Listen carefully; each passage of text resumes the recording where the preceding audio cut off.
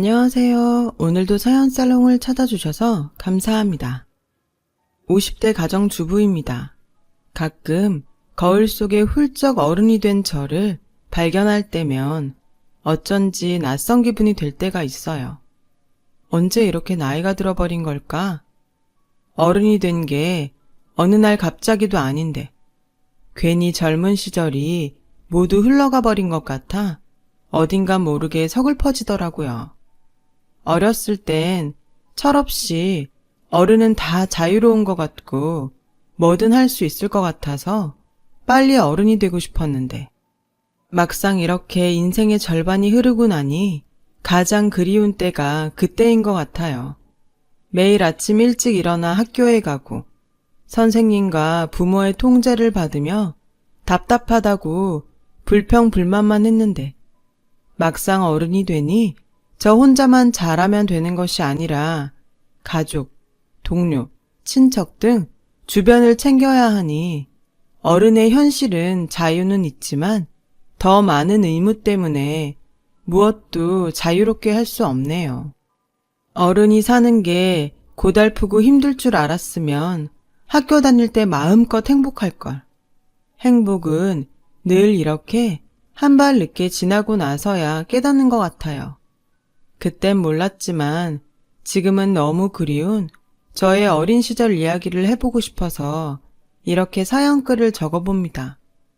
제 어린 시절 이야기를 하려면 아무래도 저희 친정엄마 이야기를 먼저 해야 할 것 같아요.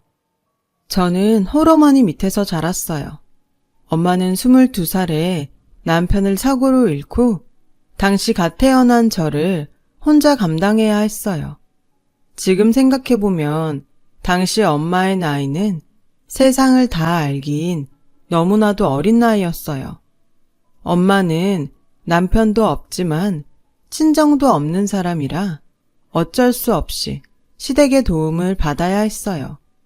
아이를 키우고 살기 위해선 돈이 필요하니까요. 하지만 할머니는 저희 엄마가 당신의 아들을 죽게 했다는 망상에 사로잡혀 거의 매일 폭언과 폭행을 일삼던 사람이었어요. 다행인 건 어린 저에겐 당신의 아들 핏줄이라며 애지중지했다는 건데 그래서 전혀 몰랐어요. 엄마가 할머니 때문에 그렇게 매일 울며 지냈다는 것을요.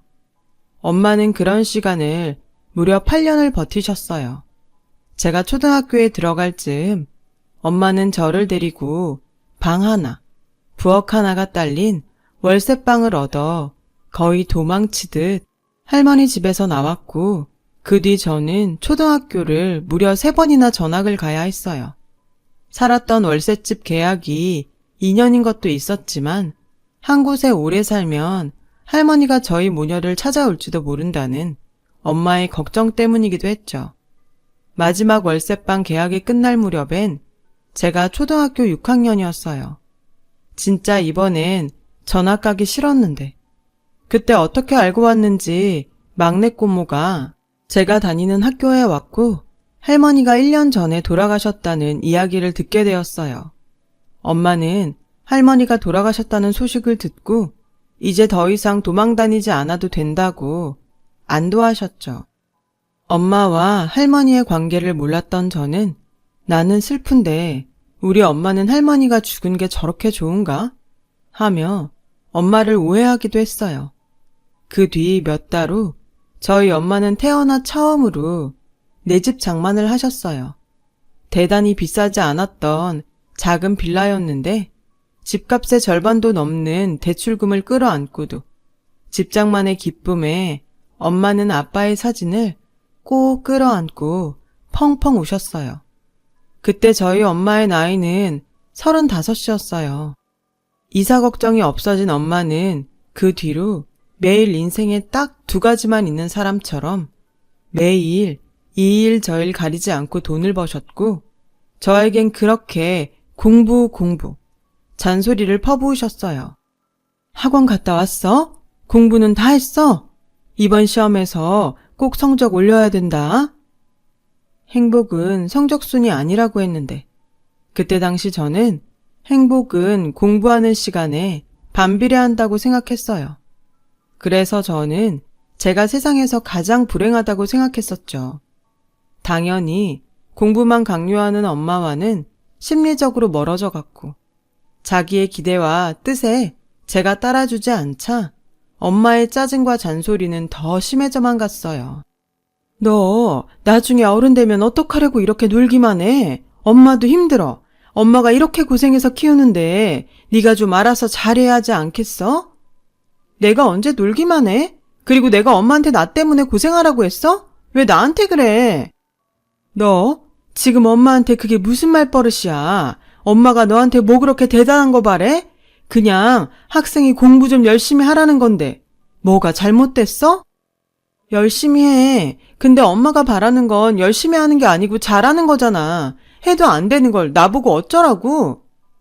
열심히 하는데 왜 안 돼? 네가 하기 싫다고 하는 척만 하니까 그렇지. 저는 엄마의 말에 억울하고 짜증나고 분했어요. 열심히 해도 안 된다는 말은 정말이었거든요.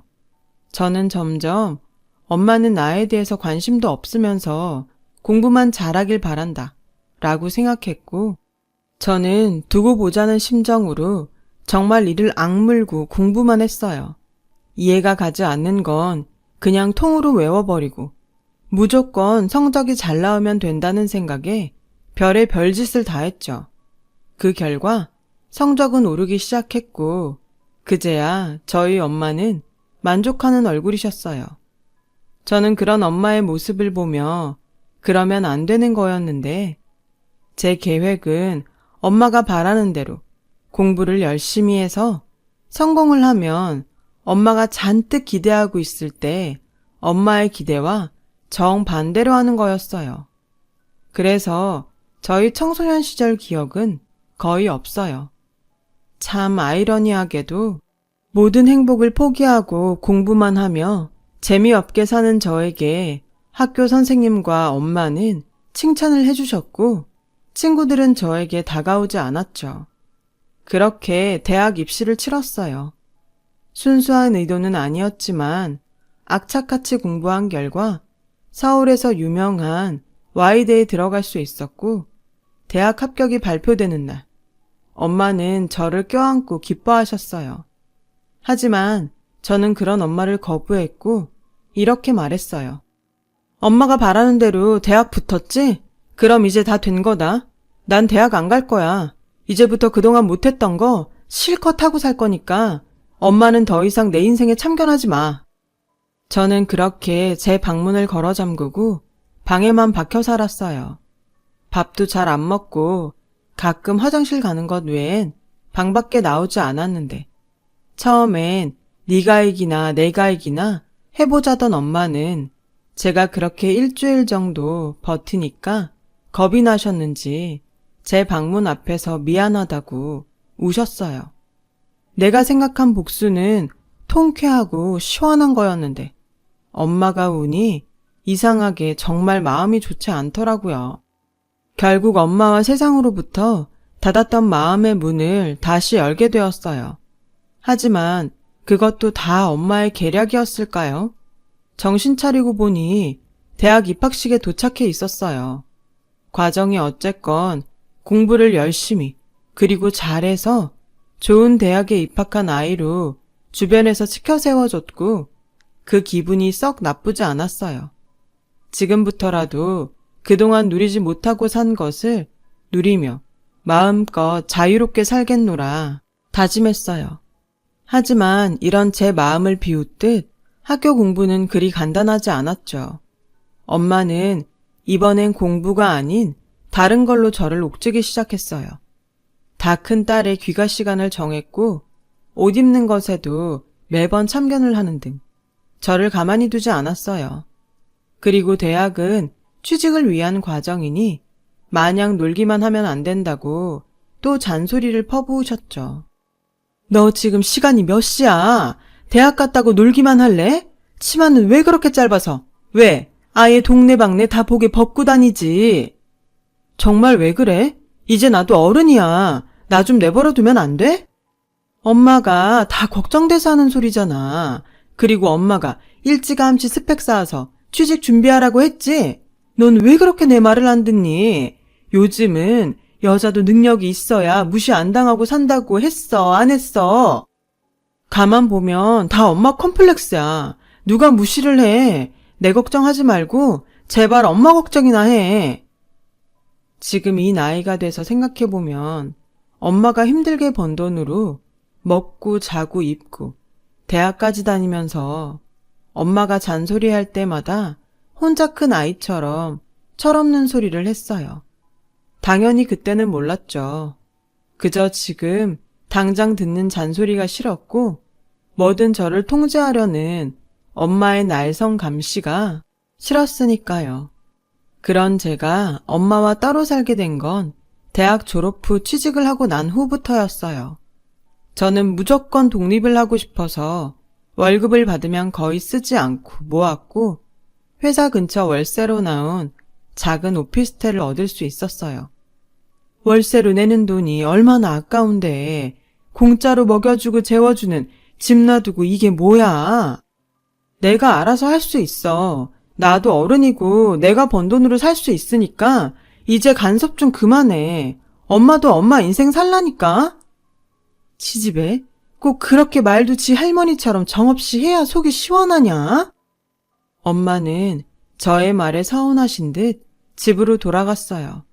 하지만 다음 날부터 언제 서운했냐는 듯 출근은 잘했는지, 밥은 먹었는지, 집에 반찬은 있는지 저를 계속 간섭하셨어요. 엄마의 그런 전화가 걸려올 때면 한쪽 귀로 듣고 대충 대답하며 한쪽 귀로 흘려보냈고 매일 처음으로 맛보는 온전한 자유와 독립에 푹 빠져 있었어요.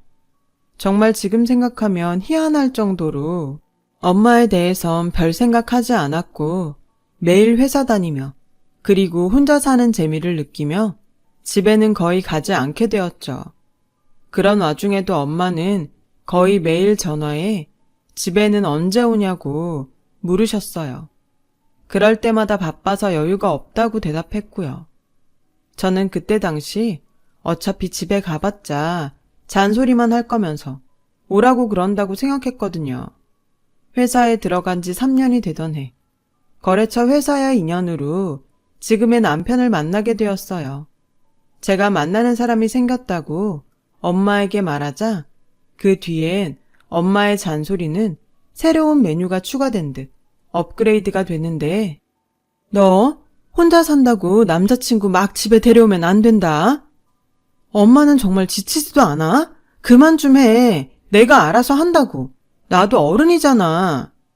네가 암만 그래도 엄마 눈엔 애야. 아무튼 뭔가 좀 잘해. 여자 혼자 사는데 남자 들락날락하면 이상한 소문 돌아. 알았어? 이맘때쯤엔 엄마의 마음을 조금 알았어요. 하지만 제가 못된 딸이라 그런지 엄마의 마음을 알면서도 입에선 짜증 섞인 말들만 쏟아냈죠. 엄마는 내색하지 않으려고 했지만 제 말에 서운하다는 것을 느낄 수 있었어요. 하지만 그것과는 별개로 전처럼 마음 약해져서 엄마의 뜻에 따랐다가는 지금의 자유와 행복도 다시 뺏길 것 같았고 남편과 연애를 한 지 1년이 넘어가면서 그부터는 결혼을 선택하게 되었어요. 남편이 별론데 순전히 엄마에게 도망치기 위해서 한 선택은 아니었고 이 정도의 남자라면 결혼해도 좋겠다고 생각할 무렵 텔레파시가 통했는지 청혼을 받게 되었어요. 그렇게 양가 상견례의 날짜가 잡혔고 자주 통화해서 전혀 생각하지 못했는데 상견례장에서 오랜만에 만난 엄마의 모습은 제 기억 속의 모습과는 달리 조금 나이 든 모습이었어요. 엄마가 언제 저렇게 나이 들었지? 결혼을 앞두고 있어서일까요? 저는 엄마가 갑자기 측은해 보였고 상견례를 마치고 큰맘 먹고 엄마와 시간을 보내기로 결심했어요. 늘 지지고 볶고 살았으니 이번 기회에 모녀지간의 이야기도 좀 하고 서로 쌓인 감정도 좀 풀면 좋겠다고 생각했죠. 그런데 엄마는 너 결혼해도 일은 꼭 계속해라. 왜? 여자가 일도 안 하고 집에서 살림만 하면 노는 줄 알아. 그리고 비상금도 있어야 해. 괜히 돈 쓸 때 눈치 보이잖아. 엄마, 우리 그이 그런 사람 아니야. 그리고 나는 애기 낳으면 회사 그만두고 애기 키울 거야. 얘가 무슨 소리야. 여자가 들어 앉아서 애나 키우고 있으면 가꿀 시간도 없고 망가지는 거 한순간이야. 그럼 남자는 딴 생각할 수도 있어. 엄마는 결혼 앞둔 딸한테 할 말이 그거밖에 없어? 난 엄마랑 달라. 내 손으로 내 애 키울 거고 무조건 하고 싶은 대로 살게 해줄 거야. 내가 엄마랑 사는 동안 얼마나 지옥이었는 줄 알아? 나 갈 거야. 결국 제 의도와는 다르게 엄마와 싸우고 제가 혼자 사는 집으로 돌아왔어요. 엄마는 그 후 꽤 충격이 크셨는지 매일 걸던 전화도 하지 않으셨고 저는 신경이 쓰였지만 엄마와 저는 자석의 N극과 X극처럼 서로를 밀어내는 무언가 있는 게 틀림없다고 생각하게 되었어요. 서로에게 상처만 되는 거 일부러 연락하지 않았어요. 이후 저는 결혼 준비로 바빴고 결혼식 당일 아침이 되었어요. 그날따라 고운 한복을 입은 엄마를 보며 오늘만큼은 절대 싸우지 말자고 수십 번을 다짐했죠. 결혼식을 무사히 잘 치르고 신혼여행을 마치고 돌아온 날부터 전 이상한 기분이 들기 시작했어요. 늘 저희 엄마로부터 제가 다이어트 한다고 굶지는 않았는지 또 아픈데 미련하게 참고 있는지 항상 들어왔던 잔소리를 이번엔 시어머니에게 듣게 된 거였어요. 다만 차이가 있다면 시어머니는 저 말고 남편에 대한 이야기를 하신다는 거였죠. 민석이는 아침밥 먹고 출근했니? 아무리 피곤하고 바빠도 빵 같은 거 주지 말고 밥 줘라. 민석이가 환절기엔 꼭 감기에 걸려서 오래 앓는다. 미리미리 네가 좀 챙겨라. 제 걱정도 아닌 남편에 관한 걱정을 저를 통해서 하는 시어머니의 전화를 받을 때마다 은근 불편했어요. 마치 당신이 아들을 위해서 내내 하시던 일을 제가 모두 물려받길 바라는 것 같았거든요. 그런 상황이 연출되니 예전에 저에게 잔소리했던 엄마가 생각이 나더라고요. 하지만 오히려 걱정될 정도로 저희 엄마의 연락은 뚝 끊겼어요.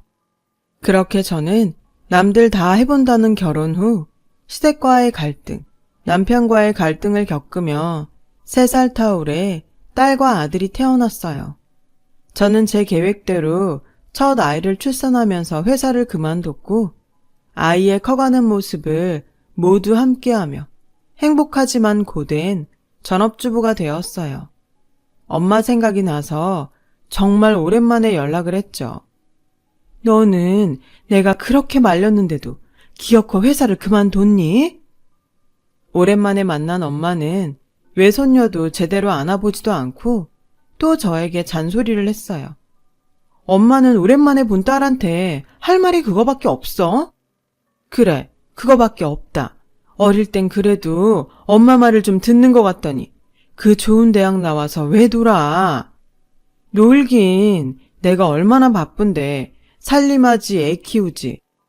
살림한다고 애 키운다고 누가 월급 줘? 지금이라도 애 엄마한테 맡기고 너 복직해. 애도 안 좋아하면서 됐어, 나 갈래. 왜 늘 우리 모녀의 대화는 이런 식일까요? 시어머니를 보면 안 입고 울 정도로 그렇게 아들 걱정만 하던데 저는 마치 제가 고아라도 된 듯 어디 한 곳 의지할 곳이 없었어요. 둘째 아들이 태어나고 더 정신이 없게 살았는데 우연히 거울 옆을 지나가다 지쳐있고 게다가 후줄근한 차림 때문인지 초라한 제 모습을 보게 되었어요. 인정하기 싫지만 엄마 말대로 어쩐지 남편과도 예전 같지 않은 것 같고 망가진 제 자신에게 점점 자신이 없어졌어요. 회사를 그만두기 전엔 남편과 퇴근 후 저녁 데이트도 하고 쉬는 날엔 같이 취미생활도 했었는데 지금의 남편은 그저 저와 무언가를 하는 것이 짜증스러워 보였거든요. 대신 아이들과 늘 함께 하다 보니 저의 모든 신경은 아이들에게 가 있었고, 큰아이가 초등학교에 들어가면서 걱정스러운 마음에 잔소리가 늘었죠. 큰아이가 사춘기가 되면서 제 마음처럼 되지 않자 저는 매일같이 아이에게 잔소리를 했어요. 엄마, 좀 그만해. 내가 알아서 할 테니까 그냥 냅둬. 순간 정신이 번쩍 들었어요. 딸아이의 모습에서 어린 날 제 모습을 봤거든요. 그제야 알겠더라고요. 엄마가 어떤 마음으로 저에게 늘 잔소리를 했던 건지. 엄마에게 정말 미안한 마음이 들었어요. 그래서 엄마에게 전화를 걸었는데 어쩐 일인지 엄마는 전화를 받지 않으셨고, 다음 날도 또 그 다음 날도 전화를 받지 않으셨어요. 저는 바쁜 일이 있어서 그런가? 부재중 보면 전화하겠지 하며 대수롭지 않게 생각했죠. 아이 키우며 또 정신없이 지내다 문득 엄마와 그렇게 연락이 되지 않은 것이 한 달이 넘어가고 있다는 게 자각이 되었죠. 불안해지기 시작했어요. 엄마가 걱정이 돼서 집에 갔고, 황당하게도 엄마가 저에게 말도 하지 않고 이사를 갔다는 것을 알게 되었어요. 어찌나 기가 차고 황당하던지. 진심으로 나는 엄마에게 고작 이 정도의 딸이었구나 싶은 마음에 저도 누가 이기나 보자는 심정으로 엄마를 찾지 않았어요. 그렇게 2년의 시간이 흘렀고요. 가끔 정말 무슨 일이 있는 건 아닐까 싶은 마음이 들었다가도 무슨 일이 있으면 혈육이라고 저 하나인데 분명 연락이 왔을 거라는 생각에 저는 더욱더 엄마를 미워하게 됐어요. 그렇게 3년이 되어가던 어느 날, 비도 부슬부슬 내리고 기분도 별일 없이 다운됐었는데 모르는 번호로 전화가 걸려왔어요. 평소 같으면 받지 않았을 전화인데 그때는 무슨 기분인지 전화를 받았고 정말 생각하지 못한 이야기를 듣게 되었어요. 여기 땡땡땡 요양원인데요. 김미영 씨 보호자 되시죠? 지금 김미영 씨가 교통사고로 수술을 받으셔야 하는데 가족분 동의서가 필요해요. 저는 마치 귀신에 홀린 듯 병원으로 뛰어갔어요.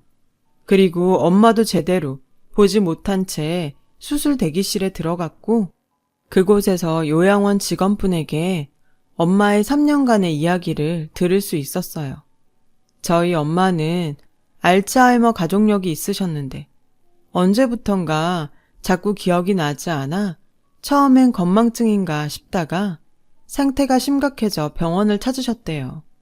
그리고 걱정하던 알츠하이머 진단을 받게 되셨고 그 길로 요양원에 입소를 하셨다는데 당시 저희 엄마 말이 혹시 제 딸이라고 누가 찾아오거든 그런 사람 없다고 해주세요. 괜히 신경 쓰이게 하고 싶지 않네요.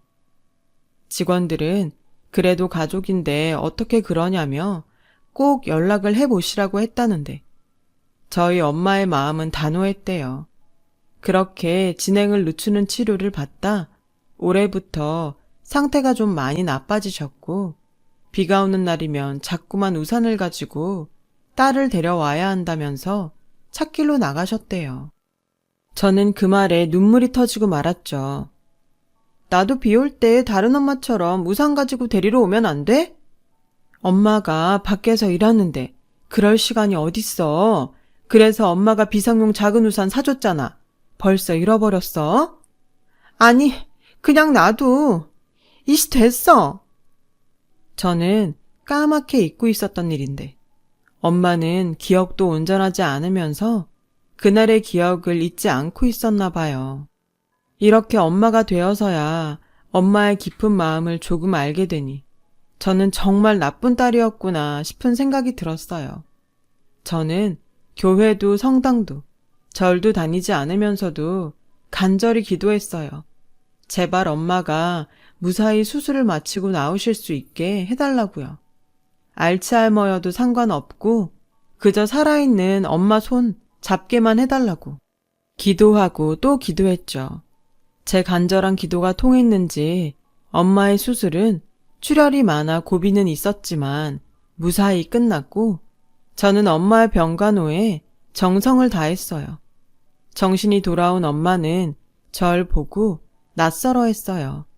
그러다 또 어느 날 비가 왔고 엄마는 저에게 아줌마, 비 와요? 나 우리 딸 데리러 가야 하는데 라고 말씀하셨어요. 저는 엄마의 손을 잡고 이렇게 말했어요. 오늘 학교 쉬는 날이라 따님 집에 잘 있어요. 숙제도 다 했고 공부하고 있대요. 그래요? 가끔은 공부 안 하고 놀아도 되는데. 왜요? 학생이 공부를 해야죠. 공부도 좋지만 아이가 더 중요하잖아요. 지금은 왜 그렇게 애를 공부하라고 닥달했는지 후회돼요. 저는 그때 엄마의 진짜 마음을 알 수 있었어요. 지금부터라도 엄마와 잘 지내기로 다짐했죠. 이제는 내가 엄마의 보호자가 되기로요. 엄마의 알츠하이머 증상은 심해지는 날도 그리고 언제 그랬냐는 듯 정신이 돌아오는 날도 있었는데요. 엄마가 병원에서 퇴원하던 날 바닥이 미끄러워 삐끗할 뻔한 저에게 정신 차려. 그러다 넘어진다. 넌 하도 넘어져서 엄마가 걱정이야. 다리에 힘 딱 주고 걸으라고 했지. 기억이 돌아온 엄마와 참 오랜만에 듣는 엄마의 잔소리에 저는 그만 펑펑 울어버리고 말았어요. 왜 울어? 발 아파? 다 엄마 때문이야. 왜 아프고 그래? 얘가 지금 무슨 소리를 하는 거야? 엄마 하나도 안 아파. 너 지금 나 때문에 우는 거야? 저는 엄마의 너무나도 태연스러운 모습에 마음이 더 무너져 내렸어요. 그리고 진정하라며 저를 품에 안아줬는데 좁지만 따뜻한 엄마의 품이 너무 좋아서 눈물이 그치지 않는 거 있죠. 그 후 엄마는 요양원으로 돌아갔어요. 저는 엄마의 요양원을 다니기 위해 그동안 무섭다고 따지 않았던 운전면허증을 땄고 그렇게 일주일에 3번 이상은 엄마를 보러 요양원을 찾았어요. 제 노력에도 엄마의 증상은 점점 나빠져 갔고 그나마 괜찮을 땐 요양원을 찾아온 저에게 너 학원 갔다 왔어? 숙제는 했고? 라며 그래도 저를 딸로 알아봐 주더라고요. 그러면 저는 신이 나서 오늘은 숙제 없어. 학원도 쉰다고 해서 집에 일찍 왔지? 하고 능청을 떨었어요. 그러던 어느 날 아이들을 모두 학교에 보내고 엄마를 보러 갔는데 그날은 유독 엄마의 상태가 좋은 날이었어요. 기분도 꽤 좋아 보였고요. 왜 여길 와? 애들은 어쩌고? 엄마, 우리 애들 기억나? 얘는 당연한 소리. 할머니가 손자들을 까먹었을까봐. 요즘 하도 까먹잖아. 그래서 다 잊어버렸나 했지. 너는 엄마를 뭘로 보고 엄마 아프다고 무시하냐? 저는 그 순간 아무 말도 하지 못했어요. 제 기억으론 거의 처음으로 엄마가 자신의 병을 인지하고 있었거든요. 엄마, 아픈 거 알고 있어? 야, 여기 시설 한 바퀴만 둘러봐라. 다 알지? 치매든 알츠하이머든 기억이 가끔은 돌아온다는 말을 듣기는 했지만 또 눈물이 났어요. 자주 보러 왔던 엄마의 모습인데 엄마가 너무 반가웠거든요. 그날은 기억이 돌아온 엄마와 헤어지기 싫어 돌아가는 시간이 늦어졌는데 집에 돌아가려는 저에게 엄마는 편지 봉투 하나를 건네주셨어요. 은주야, 이거 가져가. 엄마는 까먹어도. 너는 꼭 기억해줬으면 좋겠어. 이게 뭐야? 엄마 마음. 엄마는 환하게 웃으며 저를 배웅해 주셨어요. 어찌나 웃는 얼굴이 이쁜지 차를 한쪽에 세운 뒤 편지 봉투를 열어봤어요. 그리고 그 편지 봉투엔 엄마의 편지가 적혀 있었는데 태어나 처음으로 받아본 엄마의 편지였어요. 은주야, 오늘따라 예전 기억이 너무나 생생해. 너무나 생생해서 이렇게 너한테 편지를 쓰지 않을 수 없었어. 은주 너 엄마 때문에 많이 힘들었지? 엄마는 지금 생각해보면 그때 참 무서웠던 것 같아. 네 아빠가 그렇게 떠나고 혹시라도 나도 너와 오래 같이 있지 못할까봐 무서웠어. 최대한 네가 행복하고 남에게 무시당하지 않았으면 좋겠다고 생각한 것들이 오히려 너를 괴롭혔던 것 같구나. 미안해. 엄마도 잘 몰랐어. 엄마도 엄마가 된 게 처음이잖아. 그냥 그 순간 너에게 했던 모든 잔소리를 그냥 다 너를 사랑한다고 하는 말로 기억해주면 안 될까? 나의 불안감을 나도 모르게 너에게 전달했던 서투른 엄마라서 정말 미안하다. 엄마가 너무 늦게 알아서 미안해. 그래도 은주야, 엄마는 엄마 자신보다 더 너를 사랑했어. 세상에 어떤 엄마가 자식을 사랑하지 않을 수 있겠어요. 세상에 존재하는 사랑 중에 가장 큰 사랑이 부모가 자식을 사랑하는 거라고 했는데, 저는 너무 늦게 그걸 알아서 엄마에게 미안해 차 안에서 한참을 울었어요. 그 후 저는 엄마의 가르침으로 달라지기로 결심했어요.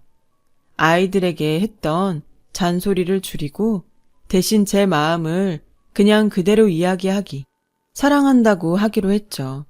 처음에 아이들은 엄마가 이상해졌다고 질색하더니 어느 순간부터는 자기들도 저에게 자신의 마음을 솔직하게 이야기하더군요.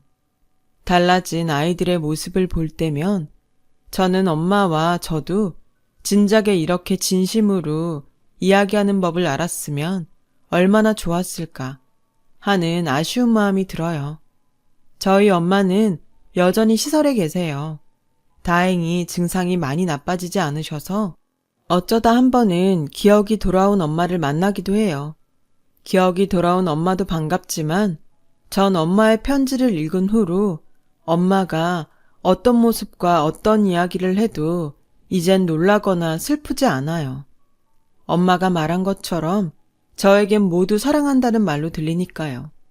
그렇게 생각하니 저는 정말 엄마에게 수천 번, 수억 번 사랑한다는 말을 들었네요. 부디 엄마에게 오랜 시간 잔소리를 들을 수 있기를 바라며 제 긴 사연을 마칠게요. 지금까지 저와 저희 엄마 이야기를 들어주셔서 고맙습니다. 사랑하는 가족들과 진심을 나눌 수 있는 하루 되시길 바랄게요. 여러분, 사연 댓글에 응원과 현명한 조언 부탁드려요. 좋아요와 구독은 저에게 큰 힘이 됩니다. 오늘도 좋은 일 가득하세요.